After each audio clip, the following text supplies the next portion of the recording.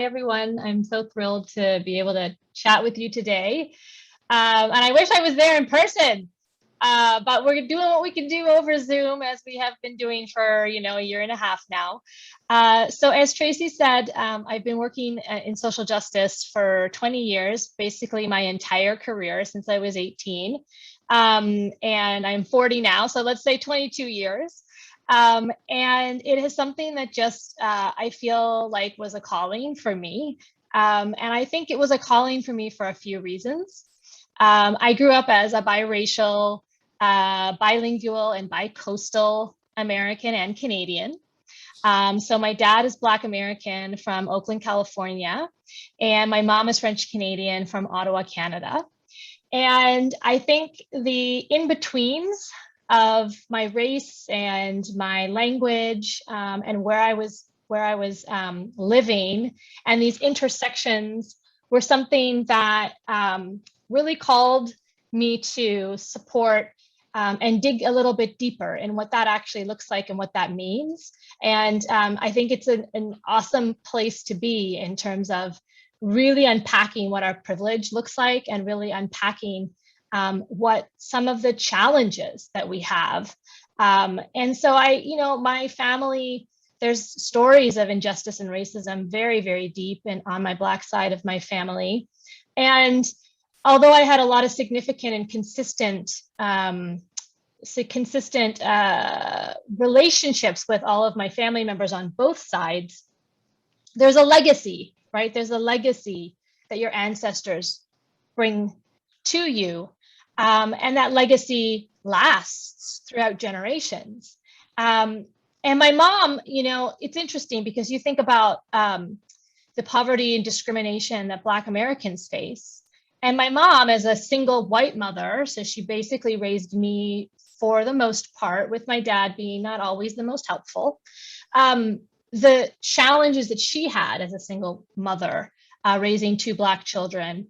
And so all of these complexities around power and identity really play together. And so I encourage you to think about your identities in that way. And visualize for a moment, if you can, in your mind's eye, your identities in, let's say, different sandboxes. Okay, so one sandbox is red, and that's an identity that you have. And there's another sandbox, and it's yellow, and that's another identity that you hold. And then there's another one that's blue, and then there's green and purple. Whatever colors you want, think about your identities in that way. And then mix them all together. So now you're taking little bits of red sand and blue sand and yellow sand and purple and orange sand, and it's all mixing together. And now you can't quite see the colors in the same way, but it's just so vibrant. And I feel like that, when I was thinking about the intersections of identity, that's what came to mind. That visualization came to mind, and how complex it is when we look at our own, who we are, and the identities that we hold. We know that all the colors are there, and they're so important to be there, and also they're interplaying with each other. And sometimes it's hard to pull one out without pulling another one. How are you going to pull a piece of red sand away from a yellow sand? So that's what brings me to this work. And I know Tracy and Jackie wanted me to talk a little bit about power. And what I wanted to do today was just to provide you with some tools, some things to think about, some things that are in your toolbox, right? So that you can pull these things out when you are thinking about the work that you do. So I really loved, Zoe, Lydia talking about taking a back seat, following others in the work that you're doing. These are the kinds of tools I think that are really useful, and things that I wish I had known, because I've been doing this work a while. And I think that some of these things, it's like, I wish I had that back in the day, right? So one thing, which is an interesting, I'm glad that Tracy asked the question about personal power. So all people have power. And I think that's a premise that's important for us to hold, that all people have power. And as human beings, we all have rights. And we all hold different kinds of power. And that's the questions that we're going to be looking at today about what is power, what it looks like, and how you can identify it. And I think that really having a good analysis about power is really essential. There's so many books written on power. And in any field or any area of work or in any sector of society, I think having a good power analysis is pretty essential.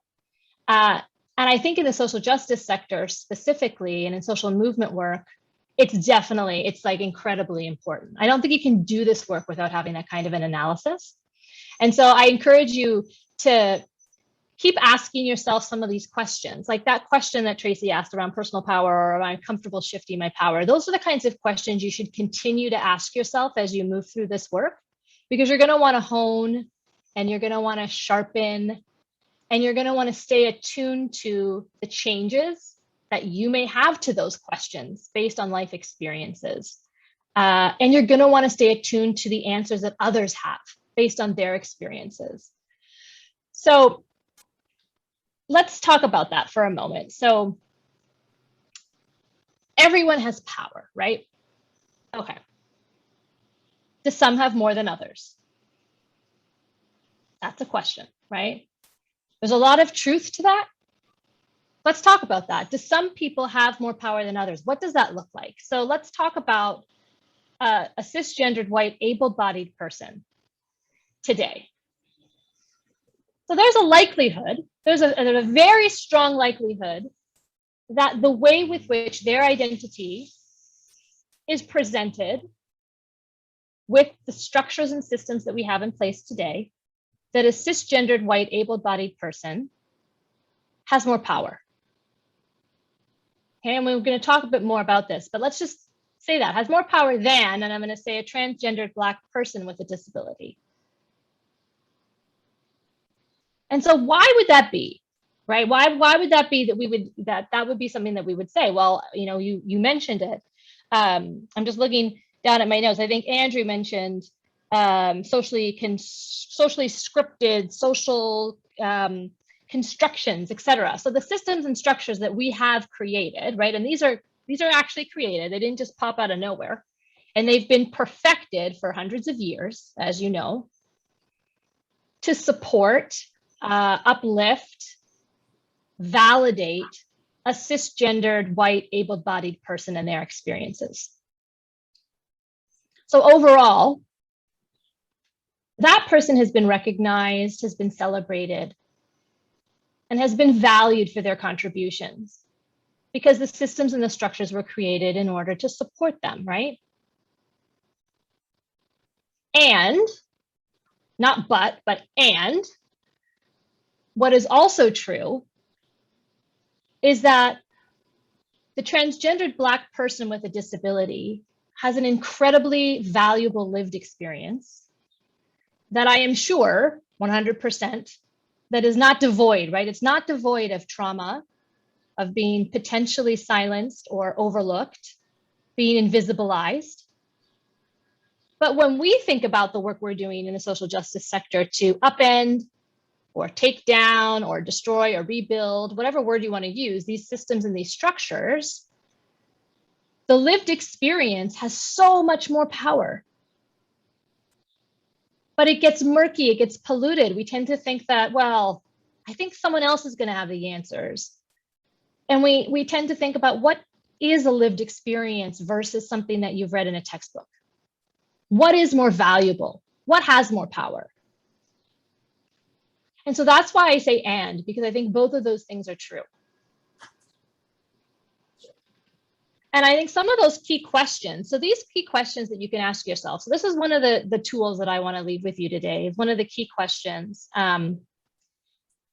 You can look at this in your individual life. You can look at this in your family, community, your institution, your sector of work or your field, society, and the world. Okay, so we're going from small to big in the ecosystem, right? So one of those questions is, who sets the agenda? And when I talk about agenda, I'm talking about like ideology. I'm talking about like the big stuff. What is happening is setting the agenda in terms of the ideology? And so let's talk about some ideologies, right? We have patriarchy, that's an ideology. We have white supremacy, that's an ideology. Heteronormativity, that's an ideology. Capitalism, someone mentioned it, I think maybe Andrew. Maybe, sorry if I get that wrong. So these are some underlining reinforced truths, right, in quotations, that have been perpetuated and reinforced. And it's almost like a weather pattern, right? So we're going through the world with these ideologies, and it's like oxygen. You're just sort of breathing and you're just going through the world. And so there is a lot of recognizing what this weather pattern is, what this oxygen is, and deciding, okay, I think I need to unlearn or like move away. How do I get out of this weather pattern? How do I see it from a different perspective? And so when you're in that, who is actually deciding what? So someone is setting the agenda, which is the ideology, and it's being reinforced all the time. And then who is deciding what? I am in Harlem, New York, so there will be ambulances passing by on a regular, so just bear with me. There's always sirens in New York. And so who gets what? Who's deciding what and who gets what? And so when we're talking about who gets what, you know, resources, money, in-kind services, well, let's go deeper. Who gets a smile? Who gets the right of way? You know, figuratively or actually? Who gets cut off? Who gets clean water? And with those resources, it might be abundant or they may be scarce. Who is doing what? And you can think of that question very specifically if you'd like to around gender roles, for instance. That's one example. So who sets the agenda? Who does what? Who gets what? Who decides what? Sorry, who gets what and who does what? So those are the 4 questions that I think are a basis for a really good power analysis that you can take up anywhere you are. It doesn't matter. It can be any interaction, any structure you're in. And so I'd like to add. Oh, sorry. I was going to say, if you repeat those 4 questions one more time. Okay, yes, I will. Who sets the agenda? Who decides what? Who gets what? And who does what? So that's one tool. Now let's overlay. So we want to add another analysis. We want to add another layer to this analysis. And these are some key concepts around power and the different types of power. And I think Matt talked about control. So I'm happy that came up. So we know in literature, right, power and control do go together. And I've worked in interpartner violence for a really long time. And there's a power and control wheel. If you're not familiar with it, you can look it up. And it basically just says like what's going on in an intimate partner situation where there is violence around power and control. So that's one example of where power and control overlap. And so when we think about power, there's 4 key concepts. And one of them is the power over, right? That's the control, the influence, the authority. And it can be explicit or it could be implicit. And then there's the power to. The power to do something, to access a service, to get a resource, to create your own life choices. And Matt also talked about destiny. There's the power to create your own destiny. And then there's also power within. And think about that as knowledge. Think about that as personal growth. It could be spirituality. And somebody, you may say, well, you know, this person has power over me, but does that person have power over what's happening within you?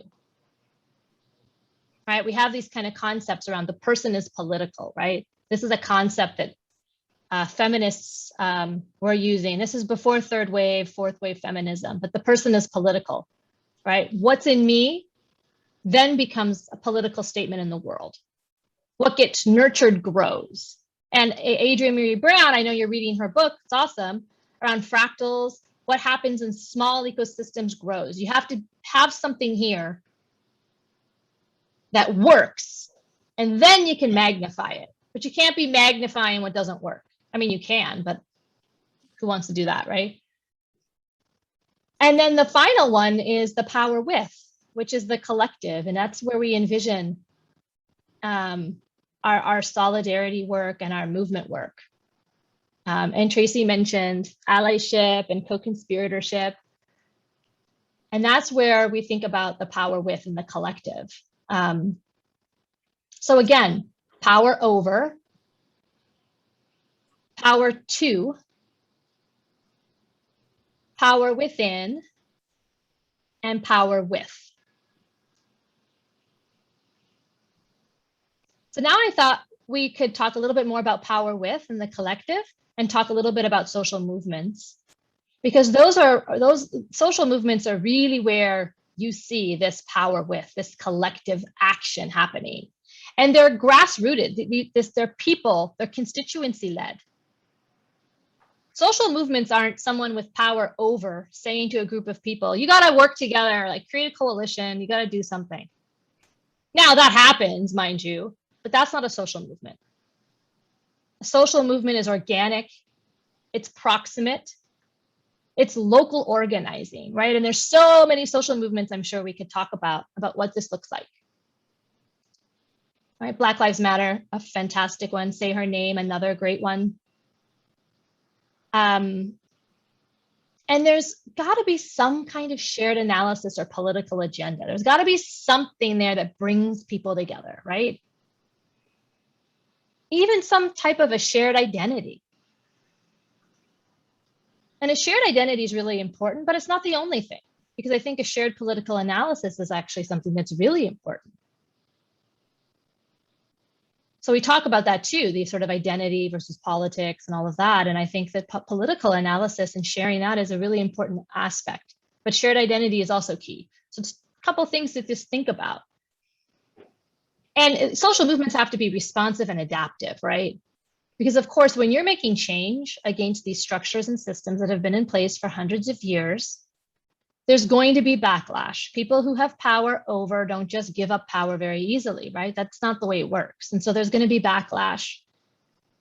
And we have seen that globally around the world.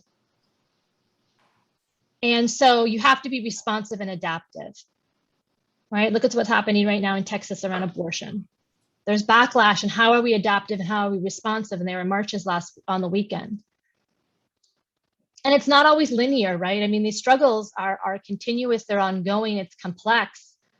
I mean, you're talking about the sandbox filled with different colors, right?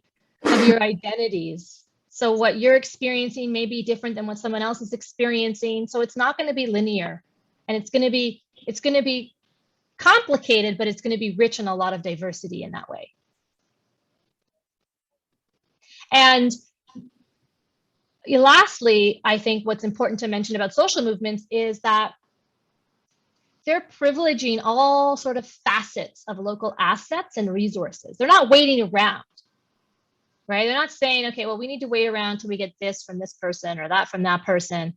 They're going for it. They have power within. They're taking control of their destinies and privileging and utilizing all the local and social assets, the power within that they have. And I encourage you to read a little bit more about power, because there's so much literature also around social movements and power.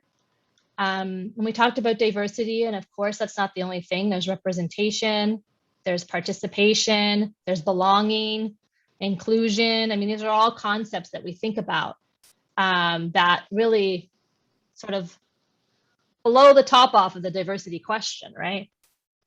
But I encourage you to think a little bit about power what social movements do, but also analyzing a little bit about how power works in multifaceted ways within a social movement. Because you can take those same 5 questions, right? The who sets the agenda, who decides what, who gets what, who does what, and apply that to social movements too. So these are just some tools you can sort of mix and match. That's why I like them, is because you can take them with you and you can utilize them in ways that are important and necessary for what you're working on. Okay. Erin, could I ask you, I think I know the answer. Some of the class, they're all participating in service learning efforts and projects with organizations in the local community, not necessarily social movements or yes, local organizing, but would you still apply these questions and concepts in that type of work as well? Definitely you can. And I want to get to that too, Tracy, a little bit. Perfect. Down below, I'm talking a little bit about practical and strategic needs, and I want to talk through that. But yes, you can use all of these. You can use all of these tools within any sector you're working in, any organization or institution. Even at an individual and family level, you can talk about these things too. And I do believe you're going to have someone also come and speak about philanthropy, which is wonderful. And I'm really excited that I can share a little bit as a precursor to that. Right now, as Tracy said, I fund feminist organizations and movements globally, and I focus on sexual and reproductive justice. And so philanthropy and feminist philanthropy is something that's very close to my heart. And I want to take you through thinking about, so as Tracy said, sort of practical and strategic. So I know that you are working in different social service organizations, and I think that's really cool. And there's, you did the change matrix, you did the social change matrix, which is awesome. And so I think about your practical needs, right? Because I think that's important, this practical versus strategic. It comes back to social movements, but it also is important to think about what are social service organizations doing, right? The practical needs, there's food, there's housing, income, clothing, certifications or whatever, but they're working within the system and a structure. They're working within what we have now to support folks with practical needs. And then, there's a question, and I always bring it up, and, like, where's the government? I mean, as a rights holder, your government's a duty bearer. That's a pretty fundamental human rights concept. So that's another thing to think about, right? Is like, where's the government? Like, the social sector, the third sector takes on a lot. And I want you to also now think about your strategic needs, right? So these are the power questions. Again, how are you influencing your family, your community, your society? And what I love to say, and what really warms me, is the collective well-being, the liberation and joy of everyone, right? Like, imagine if we could have collective well-being, liberation and joy for every person. I mean, that would be pretty amazing. So social movements are focusing on sort of changing those systems and those structures, right? At the same time, the social service organizations are supporting practical needs, which they're not on a hierarchy, right? You need both of them. It's not one is better than the other. You need both. And you need to work together in concert with each other. And some may say, well, the system is broken, it doesn't work. Okay, well, do you think that the system was made to work for everybody? I think it's kind of inaccurate. I think that the systems were set up for some and not for others, right? So, and when you think about systems, I mean, it's healthcare, it's employment, it's income tax systems. Think about all of these systems. And roots of philanthropy, right? So people with wealth, right? People with wealth have come to say, step in, and they've said, you know what? I really want to give and support either practical needs or strategic needs, right? Because again, they both work in concert together. And people with wealth who have benefited from the unfair distribution of wealth in the country are working to support in different ways. And this is where I want you to think about something that has impacted your community. So think of an issue just in your own head about a problem or a conflict or whatever in your community. And think about a solution that would bring well-being, liberation, and joy for everyone. So just in your head, it could be, I wish I had a community garden close by. I wish, my grandmother's building wasn't located under a freeway or a highway. I wish anything. Think about something. I wish my family hadn't voted that way the last election. Whatever it is, think about something. And so now this is a role play, okay? So person one. This is the philanthropist, person one. Hi, I know the answers, right? I know the answers to your problem, and I'm gonna create this program, right? I know exactly what you're going through. I'm gonna create this program for you. I'm gonna give you money. And you're gonna do this program. You're gonna do this thing, because I know what the solutions are, and so I think you're gonna do this with my money, and I'm gonna watch you. I'm gonna watch you because I kind of want to see what you're doing, and I'm going to monitor you. So what is that person saying? Like, who's setting the agenda for that kind of a person or that kind of a philanthropy model, right? Person two, philanthropist number two. I don't know the answers, but I'm going to ask. And then I'm going to give you money. But I'm also going to monitor you. And you also kind of have to do what you say you're going to do. It's a specific project. Remember, it's your idea. I don't know. You gave me the idea. It's your idea, but it's my money. So I do want to watch and I do want to see. So who's deciding what in that scenario? Who gets what in that scenario, and how? That's another question. How? So on those other four questions, who gets what, who decides what, who does what, how is this happening? Okay, person three, this is the third philanthropist. I don't know the answers. I don't know the answers, but I know that you do. And I have a contribution for you because I think this would support you in being successful. So you can use this money for whatever you need. And I'm going to get out of the way. I don't think you need me here, but if you do, let me know. So keep in touch. Keep in touch. And in the meantime, I'm going to go and tell other people that they should really listen to you and support your work.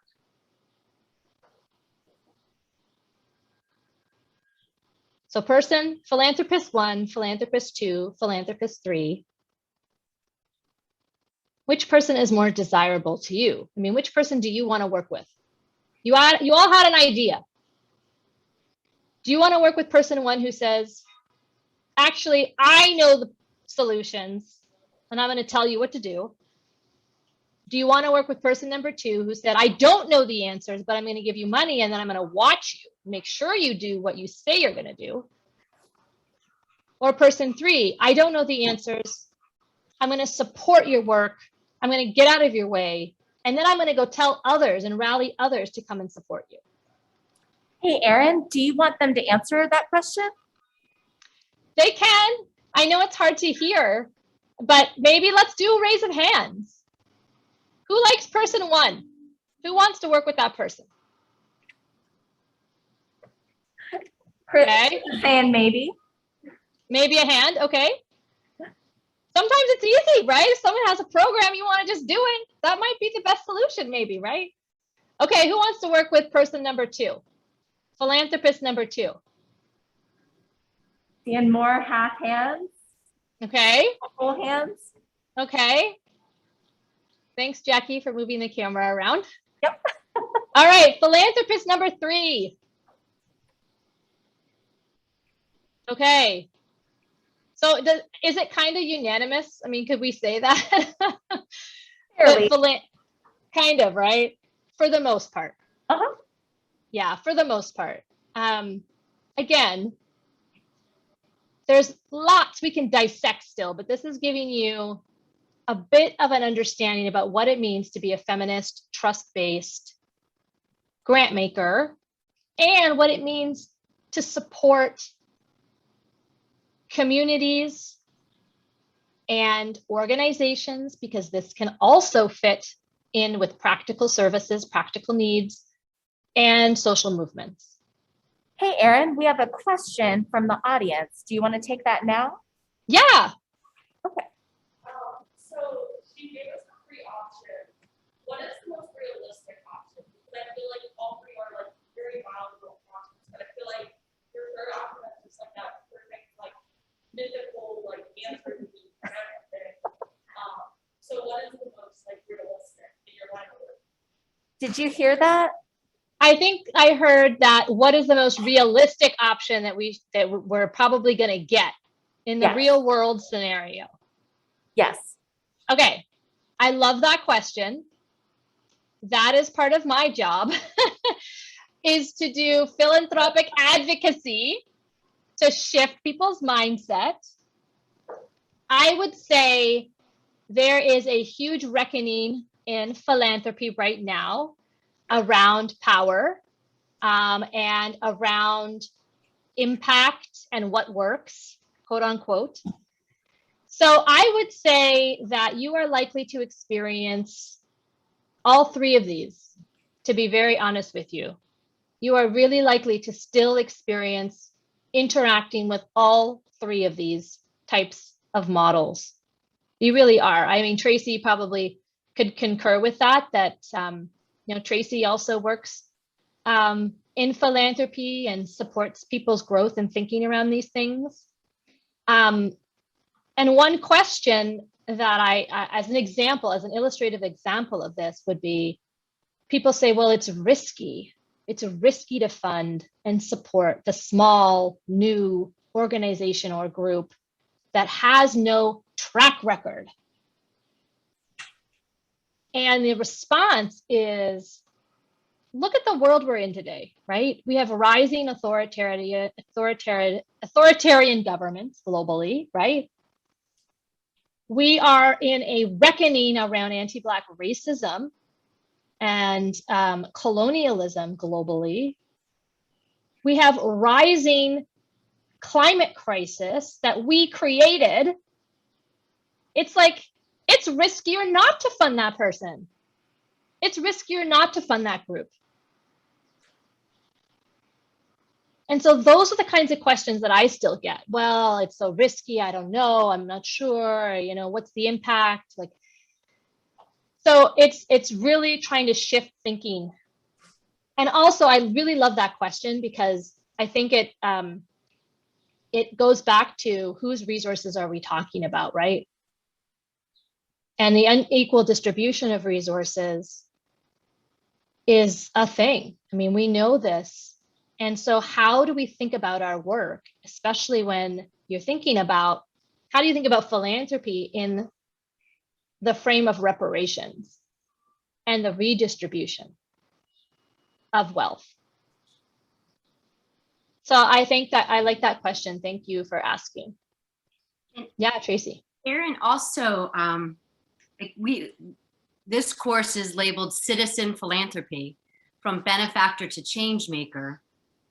And the three examples of the three philanthropists, if we also look at them as three change makers, you all in the classroom being change makers, like do you see, again, as using this tool as a way to self-interrogate, well, how do I want to show up as a change maker?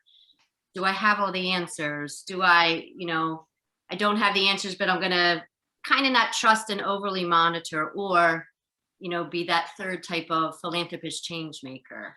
Like, I'm going to do what is needed. Like, is it always, and I think Andrew, in one of your reflections, Andrew, I'm going to acknowledge here, it's not to downplay the power of money, and nor to downplay how in capitalistic societies, money has been aggregated into the hands of the few. So money is powerful, but the other resources you bring as a change maker, do you find this a tool that you could use to interrogate oneself and how you go about being in the process of change?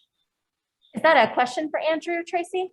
No, question for Erin, really. Andrew, I was acknowledging, and sometimes I will say it's not just money. So when you show up with all your other resources, how can you be mindful? Like, what type of change maker are you coming? You know, this like, I want to do good. I got the answer, right? So just back to Erin, while we're calling this philanthropist and we think philanthropist with a lot of money, is this also applicable if you want to be a change maker? I love that. Yes, definitely. Definitely. And going back to, thanks, Tracy, for talking a little bit about money, going back to social movements, and going back to localized resources, money is one, and there are so many others, right? It's knowledge, it's connections, it's social capital, it's interconnections with other social movements. Like, what does Black Lives Matter and climate justice have in common? I mean, there's lots there, right? What does reproductive justice have in common with climate justice? There's a lot. And having those interconnections make social movements powerful. And I totally agree that these three models of philanthropists could also be these three models of social change makers, could also be these three employees at a social service organization, could also be these three, let's say, politicians. I mean, you can kind of look at it, anybody, you can kind of map out who's setting the agenda, who's deciding what, who's getting what, how, who's privileging what. And so that's why all of these sort of models kind of interplay with each other. And I think it's really important to think about which model provides the most power with, right? Which model is providing the most power with? And if you want to go there, also the most power shift. And there's a lot to grapple with. It's not clear all the time. Does that answer, Tracy? Yes. And again, guys, we'll open up questions for you too. So how are you, Erin, with, do you have a few more things you want to say before we do a little reflection and questions? You tell me. We're good on time. Yeah, no, I think we can open it up for questions now. Definitely. I'm open to that. And I can talk to you a little bit about what feminist philanthropy means to me in terms of the way that we provide not only money, but also grants plus. Why don't you share that now, and then I'll make a little space for everyone to reflect on something and ask out. But yeah, I think it would be great to hear how you look at feminist philanthropy. Yeah, okay, great. So of course, we're trying to be person number 3, philanthropist number 3. And we advocate to others to be philanthropist number 3. And I think a really important concept, I didn't quote this concept, but I love it, is called My God. It's multi-year general operating dollars. So multi-year general operating dollars. And it's really the cost to do this work, right? If you're a social justice organization, you've got overheads, you've got infrastructure, you've got salaries, you've got rent, you've got electricity, you've got internet, whatever you're doing, you've got programming, right? And so as a feminist philanthropist, we think about providing resources that are no strings attached in that sense. You don't have to use it for this program. And you don't only have to spend, like 20% on overhead. There's a lot of myths around, about how you shouldn't really pay people to do this work, or you don't need to have collective care and healing justice work. Just do the program, whatever it is. So multi-year general operating dollars support organizations, as I said earlier, social movements to be nimble and flexible, use resources where they need them to go, and not worry about having to report to a donor about, I had to change a little bit here and our bus broke down, so I had to get a taxi, and that's why the budget line is higher for taxis. It's like, we don't care about that. You are doing the work. We trust you. We trust you because you're proximate. We trust you because you're doing the work on behalf of your community. You're a self-led organization. And that's key. Self-led is a really, really important component of this. So for me, for example, funding trans-led organizations is really important. You know, you can fund an LGBTQI organization overall. That's also great. Are there trans-only specific organizations that you can fund that are specifically working on trans issues? Probably. And then there's the other stuff, right? It's the grants plus, and I think that's the power with. And so as a feminist grant maker, I come from feminist organizations. I come from feminist movements. I know what it's like to report to donors and write proposals. And what's always been helpful to me when I was working and now as a grant maker is that connection, the support, the supportive work, the convening people together, that solidarity, and also that advocacy and influence. And I think someone mentioned, I think Lydia, right? Privilege, right? So if you're in a place of privilege, I think it's really important that you leverage your privilege in a way that's responsible, that's responsive, right? And you're talking to your people. Talk to your people, right? About these concepts, about being open and being trust-based, about supporting organizations to do the work that they need to do. So that's just a little bit of an overview of how I see feminist philanthropy and holistic support. I mean, it's not only about the money. That's a huge component, but there's so much other parts of the work there that I do and that my colleagues do, and that the field does, I guess, as a whole, around holistically supporting social movements and social organizations. Great, thank you. So I want, because that was a lot of information to take in, and to help not just be like, wow, Erin is awesome and she knows what she's talking about, right? Like you can walk away being very lit up, as I always am, but then you need to begin to bring it closer in. Like, wait, what did I learn? Like, did I have an aha here where I actually saw something differently? Or am I still grappling, maybe grappling now more with a certain question? So I want you to take 2 minutes, have something to write with. You know what, you could, I know most of you have your journals. You could turn to page 27, right? Turn to page 27 and you've got a blank sheet there with what power do I have and why is the prompt. And there's more prompts as you turn the page. How might we shift systems that concentrate and keep power in the hands of the few, where places power is concentrated? These few pages are where you can begin to pay attention to power and try to understand it, yours and others, and why. But for now, page 27, take a minute and write, here's an aha I had from class today. Here's an aha, like I learned something. And write, here's something I'm still grappling with, like a question I still have, or now I have it more deeply. Okay, and I'm going to track time for you, so take a full 2 minutes. And then we'll hear from a few of you. An aha and something you're still questioning and grappling with. Go ahead.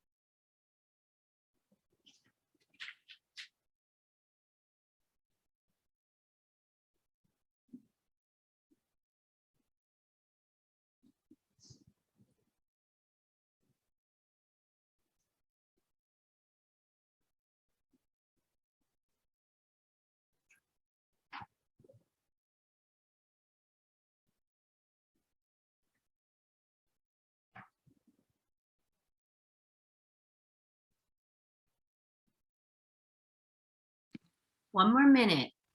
An aha you had and a question you still have. because you can ask Erin.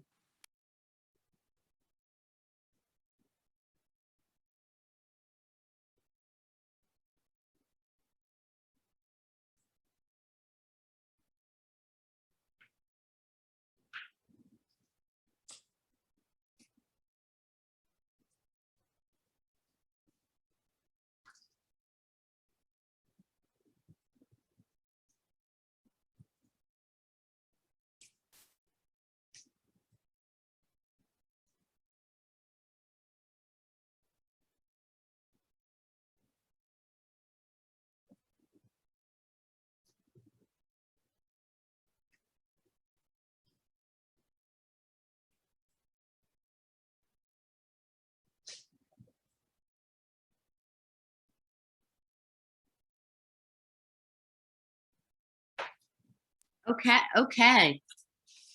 So we have about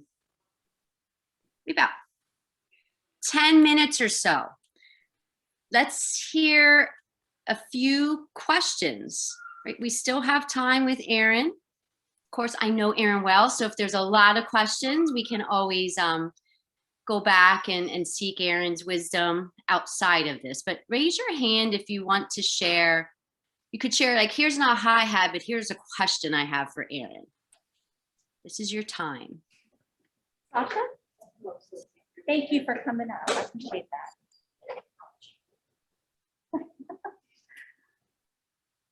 Hi, Erin.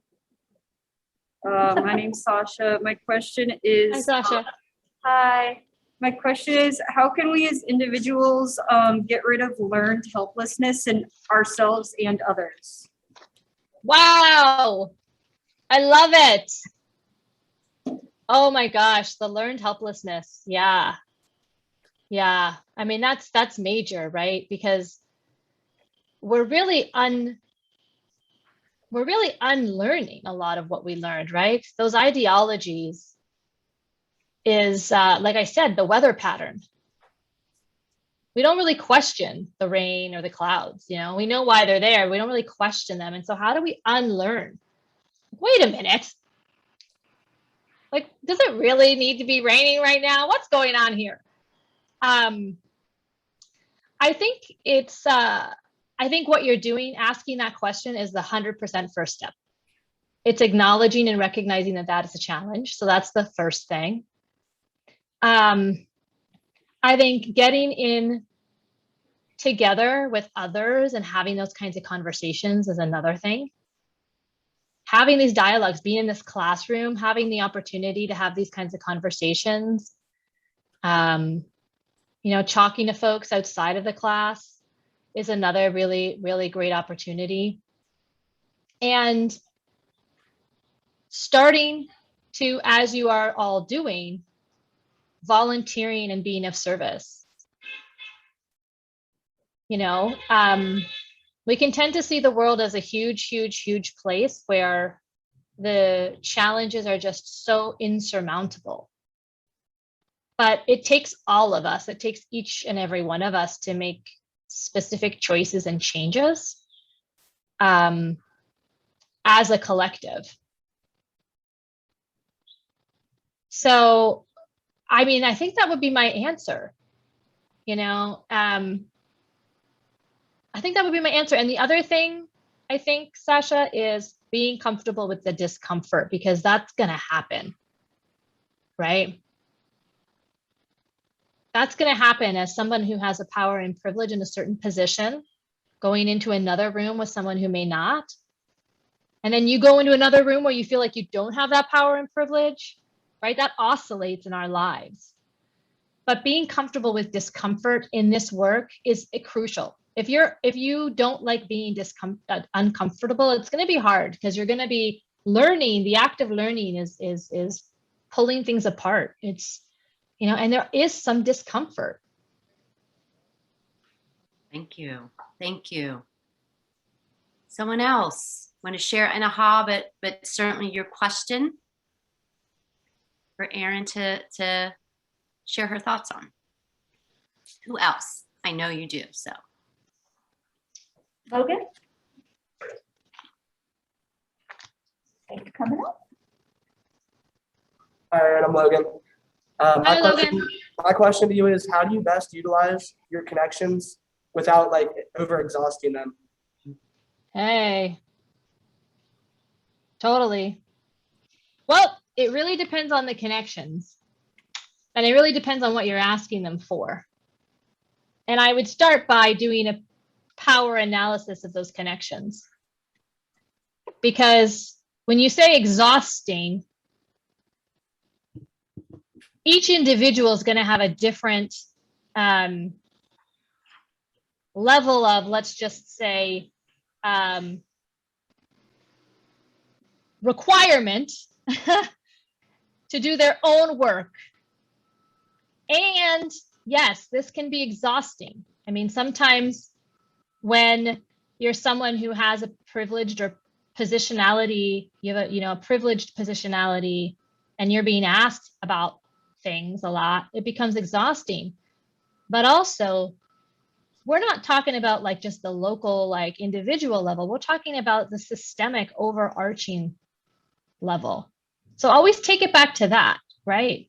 There are some people that are just going to have to do a little bit more work, right? White supremacy has to be undone by white people, just as much as Black people and people of color need to be listened to, privileged, but also white people got to do the work, right? That's going to be exhausting,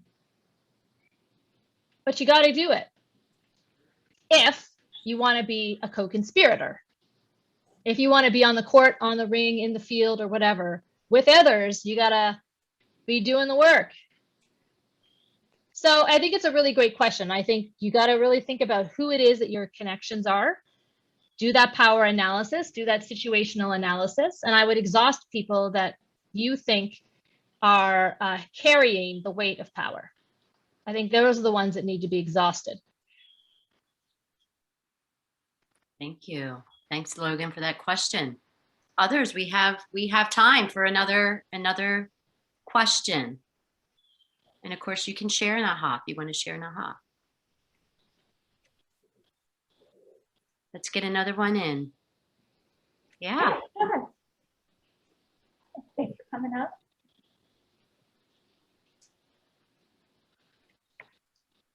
Hello.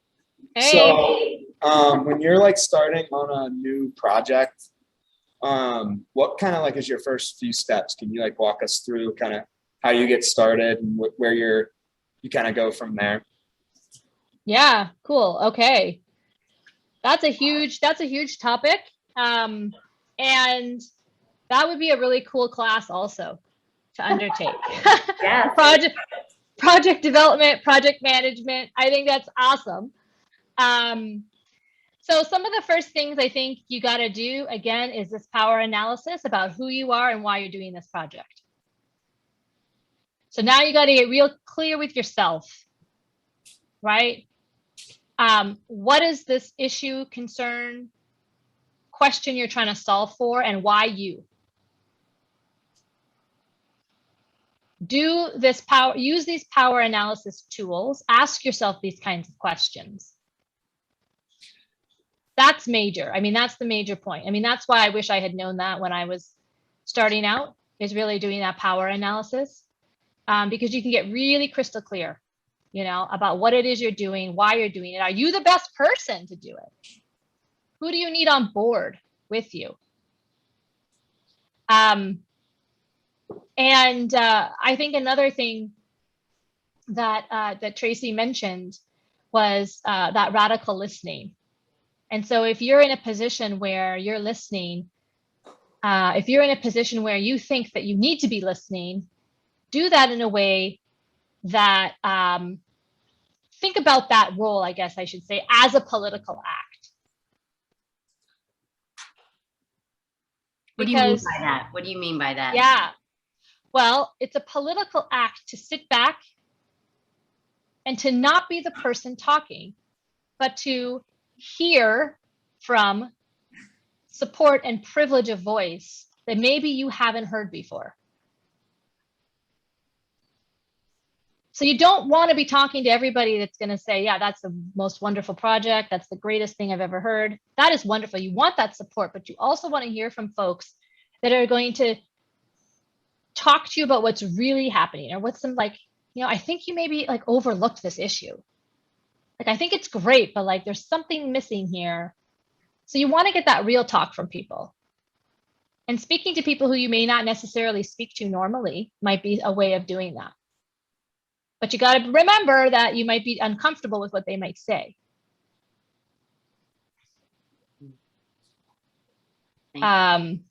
Yeah. And I mean, everyone's going to make mistakes, and we've all started a project and gone, oops, I don't think I'm the right one. And that's okay. I've done it too.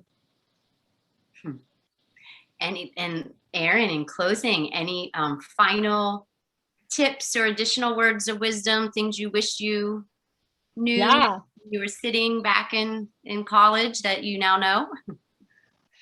I mean, just step into your leadership, right? Step into your leadership where you feel you have the most impact, right? Where you feel you're going to be the most useful in the world.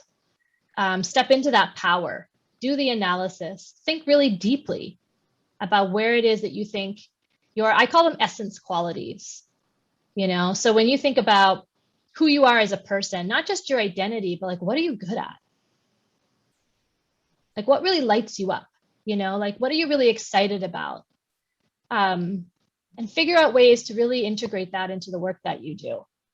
Because sometimes we can get into these sort of like areas of like these paths and like, oh, I just have to do this because I was told I have to do this, or it sounds like the best thing to do, or everybody's doing this, or whatever the case may be. But think about what really lights you up. What are you really good at doing? And it could be just as simple as, I really love to write. And so how are you going to incorporate that in the work that you do? Right? How are you going to be of service using your best skill set? I definitely believe in working on your things that you're not good at too. I mean, I that's called, self-improvement and everything. But I also really believe in like doing what you do well, and like being the person that does this super well. So that's one thing. And then the other thing I would say is that you just got to be brave. I mean, you really got to be brave. And this is for all of us. You got to kind of throw away your fragility in this work as well. And as I said earlier, you may make mistakes, you might be corrected. And that's okay. That's okay. I've made mistakes, and I've been up at night, like wondering and worrying if that person still liked me, or wondering and worrying if I made a fool out of myself, or, oh, I said the wrong thing. And we're all going to do that. It's just part of who we are. And when you are able to kind of place yourself in that position and be vulnerable in that position, I think a lot happens. A lot of growth happens there, and a lot of learning happens. And then you can really, really be of service. So that's it. So much. Erin, thank you. Thank you for having me. Oh, I really appreciate it. Well, we appreciate you so much. Thank you. I was taking many, many notes, and continue to learn. And it's, to learn in a space where folks want to learn, like you all are doing, and the group norms and community agreements you've established to kind of be brave and get uncomfortable and make a few mistakes with each other. It's invaluable. So thank you, Erin, for reminding us of that. And thank you. All you shared. And for our class, continued enjoyment and service in the work that you're doing this week with your partners. We will see you next Tuesday. We're looking at the stage now, the step in our inquiries of planning and learning forward, right? You got to take action and learn, pay attention, and adapt, like Erin was saying. So we'll talk about that a bit, but we're going to make some space for you next Tuesday for your teams to get some work done, where you can organize and take stock of where you are and what you need to do to be in solidarity with the groups you're serving. So I will see you next Tuesday. And thank you very much. Take good care. Thank you, Erin and Tracy. Thank you. Excellent. Thank you. Bye.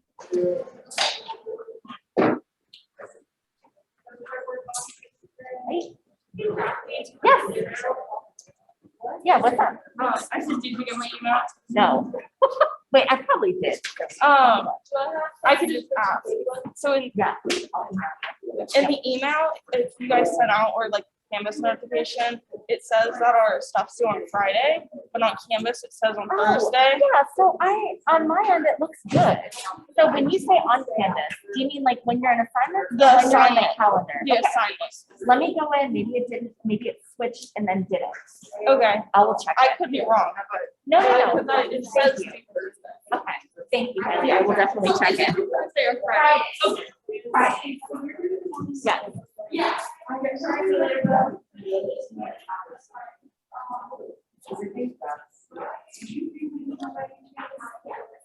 Hey, Erin.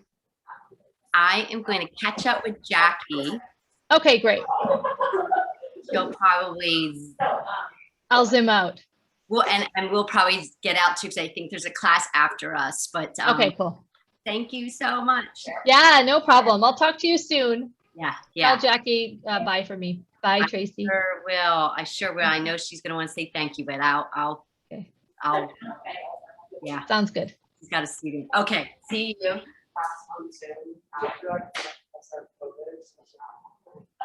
So like I wouldn't take from here.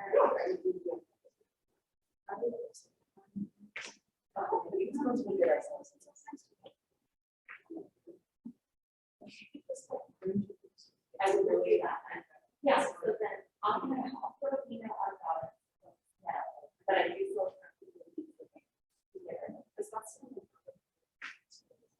Yeah, that's right. It's part of that. Okay, so I think doing lunch. You could just look at the other one. Yeah, the draft really very well. That's okay, I'll take a look at it and I'll make suggestions on it. If we kind of pushing it to the 15th, I'll definitely be on. Okay, so I think what we really just do is talk to them more about what they want to do with the grant and consent. We promise to have this like they want asphalt and they want. I've got those 4 things listed on top of the starting point and that's accurate. Okay. So I think we need to figure out how to frame it and that grant I think might go for general. Okay. Yeah. Okay. Okay. So yeah. So I think that, which gives us a lot of room to talk about all the way. Okay. And I just talk. Okay. Okay. Thank you. No problem. Thank you. All right. Hey. Well.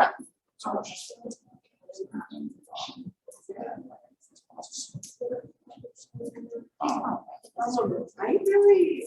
I just feel like I'm going to read that again, so put it on there. Especially if we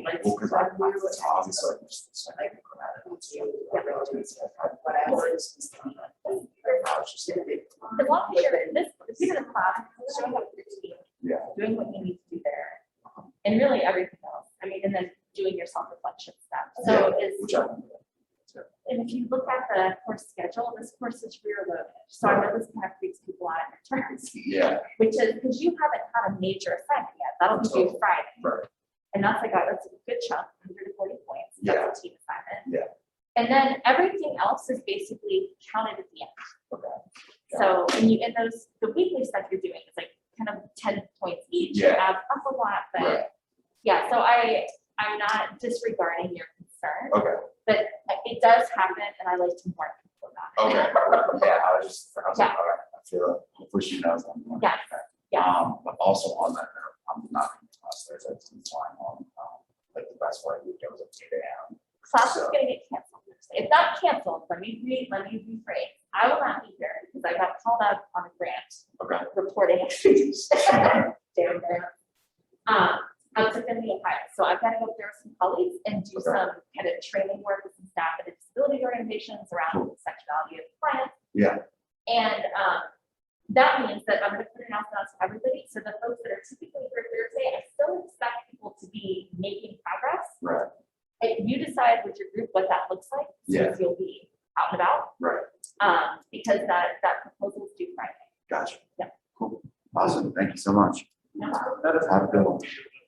what, no, because you guys are after, your honeysuckling. Murder. Obviously, though, I know people are gonna have absences once in a while due to. Yeah. legit reasons.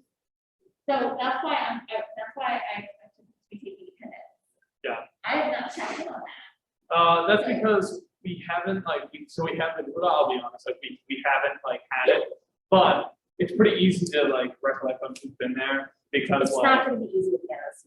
I know, we have to do it this week, don't get me wrong. But right now, since we've only gone there 3 times, we can still remember, I know Bob was sick once and then there's some other things in there. That's fine, yeah. I think, is there a Geo in this class or did they disappear or Geo? Geo? So I haven't seen, Geo is MIA. Yeah. So when I see that Geo hasn't filled things in, I'm gonna remember also that that's another way for MIA, and that may be useful if Geo decides that, he's gonna retake the class or, what he's gonna do with us. Because they were there once Yeah, at Ruder and they haven't been there since, and I haven't seen them in class. And no, Geo's, I don't know where Geo is. it's college and happens. Sometimes folks fall off and then they'll get in contact again and we'll figure it out. No, Geo was not an apparition. Haunting Peabody, as far as I know.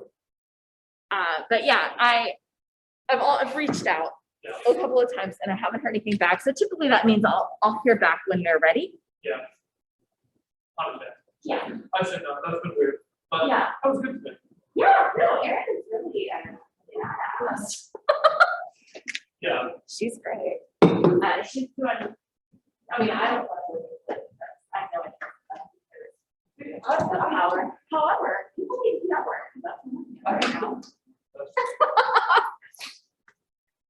People need to do it. I felt a little weird raising my hand for the other one, but I feel like it depends on the situation. I think that's honest.